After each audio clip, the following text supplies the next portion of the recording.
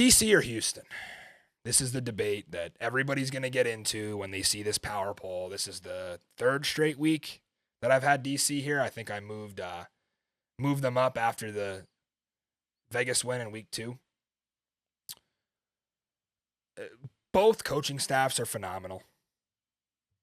Both teams have been running the ball well, passing the ball well. I think it was a little bit of an outlier for Houston to throw it as much as they did in this last week's game. I know it's the air raid, but they have been getting Borgie in there to run the ball. 2 shutdown defenses. To me, DC beat 2 of the top 4 teams in the league. Obviously, DC is one of the 4, so really 3 teams there to pick from. They beat Seattle. They beat St. Louis. Houston, they've only beaten up on my bottom 4 here. They beat San Antonio, Arlington, and Orlando twice. I have to see more from the Houston Roughnecks, and we will when they get a chance to go on the road for Thursday night football to Seattle. What a treat that will be. But I just think DC is more tested than Houston. I don't know if Houston has had that big injury yet, right? DC has had guys banged up, and it's just been next man up. Houston dealing with Borgie a little bit banged up. Will he be back? We'll have to see. But I don't know. I don't know if Houston's quite tested yet. Great football team in their own right. And A.J. Smith is my pick for coordinator of the year so far, although Fred Keiss is dialing it up. He had a play called 17 Gucci. Not 17 Danucci, 17 Gucci. Fred Keiss in there, naming plays. He might be all name playbook.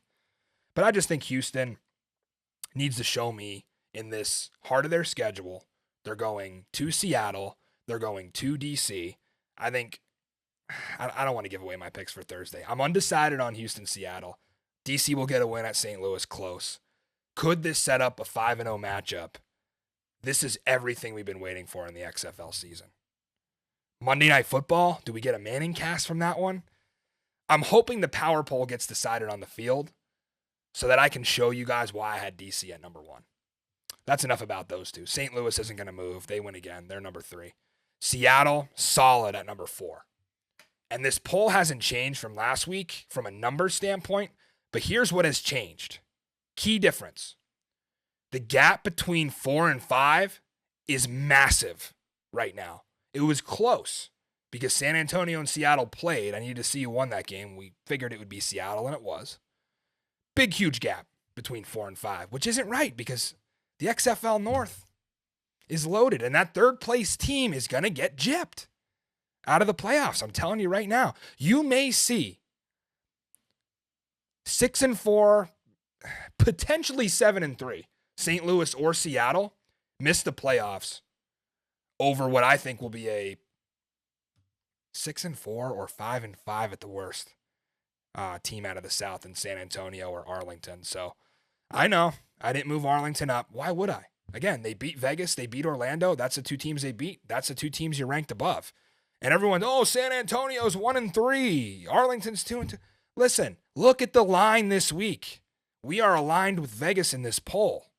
And the odds makers are saying San Antonio is a 2.5-point favorite at home. If it was in Arlington, probably be a pick 'em. Alamo Dome, you get a little bit of advantage there.